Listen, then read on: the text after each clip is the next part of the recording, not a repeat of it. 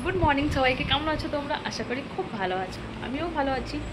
আমি ভালো থাকতে থাকতে আরও ভালো হয়ে গেছি, খারাপ থাকতে থাকতে আরও ভালো হয়ে গেছি। যাই হোক, আমার মিস্টেক। তো আশা করি তোমরা খুব ভালো আছো। তো আজকের ব্লগটা আমি স্টার্ট করছি হচ্ছে সকাল থেকে।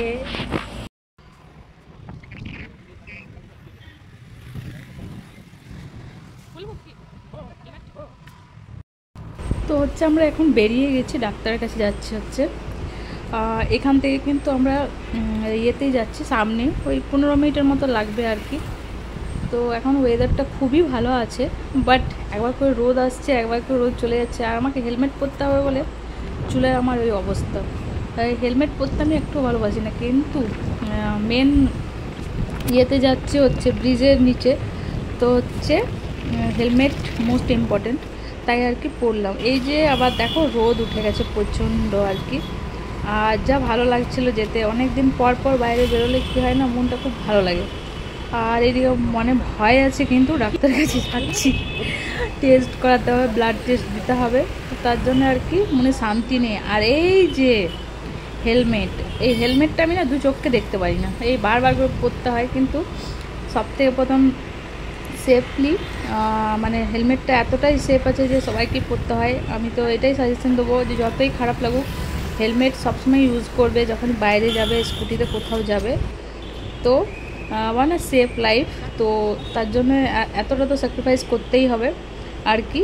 তো এই যে আমরা চললাম হচ্ছে এই এই যে রাস্তার মধ্যে যাচ্ছি জয়পুরে, এটা কিন্তু আমরা ফার্স্ট টাইম যাচ্ছি। তার আগে কিন্তু এইরকম জায়গায় যাইনি, মানে এটা একটা আলাদা সাইডের ইয়ে, এটাতে আগে যাইনি বলতে এই সাইডটাতে যাইনি। এটা কি বললো, শ্যামনগরের আগে পরেরটা হচ্ছে এটা রামনগর। মানে সবগুলোরই কিন্তু ঠাকুরের নামে দেওয়া আছে, মানে এত ভালো নামগুলো। আর জায়গাটা তো বলার আর কিছু নেই আর কি। তো এই যে আমরা হচ্ছে চললাম, এরপর আমরা পৌঁছে গেছি হচ্ছে সেকেন্ড ফ্লোরে আছে ডাক্তার। তো আমরা হচ্ছে যাব। আর আমার টেনশনে মুখ টুক সব শুকিয়ে গেছে, কিছু করার নেই, শুকালেও করতে হবে। যত তাড়াতাড়ি হয়ে যায় তত তাড়াতাড়ি করে ওইখান থেকে বেরিয়ে যাবো। তো হচ্ছে বাড়ি চলে এলাম ডাক্তার দেখিয়ে। সবসময় ওই ডাক্তার আর ওষুধ, ডাক্তার আর ওষুধ, এই দুটোতেই জীবন মানে শেষ।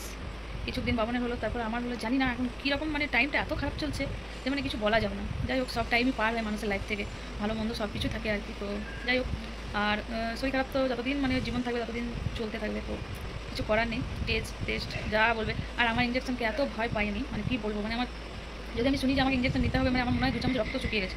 আর আমার লাইফে ওই জিনিসটা বেশি করে আসে, টেস্ট, ব্লাড টেস্ট। তো এই তো মানে আমি কী বলবো, কার আরও ভয় লাগে, মানে তোমরা যারা ভিডিওগুলো দেখছো তারা অবশ্যই জানাবে তোমাদের কি ইঞ্জেকশনকে ভয় লাগে আদৌ।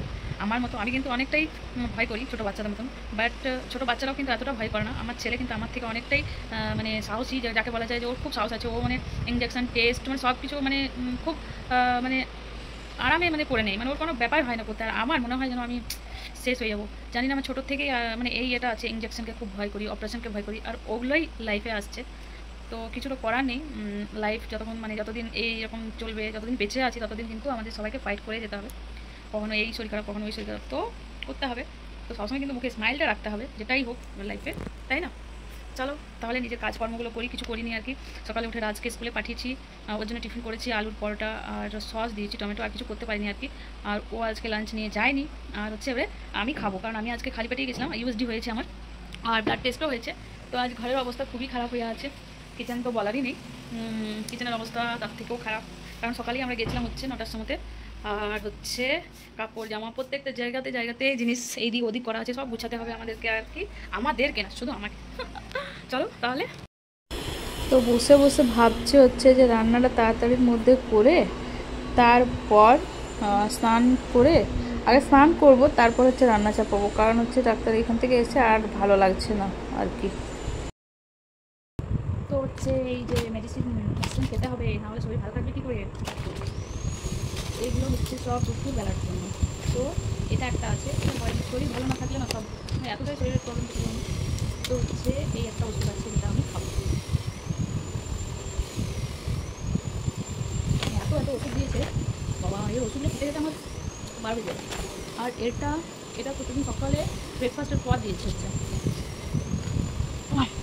আর এইগুলো বাকিগুলো সব দুপুরবেলাতে। খেতে হবে, বাঁচতে হলে ওষুধ খেতেই হবে, তাই না? তো হ্যাঁ, কিন্তু সবসময় হাসি মুখে সব কিছুকে নিজের ইয়েতে রাখতে হবে, যে হেসে ইয়ে করে নিজের ইয়েটাকে বাঁচিয়ে রাখতে হবে।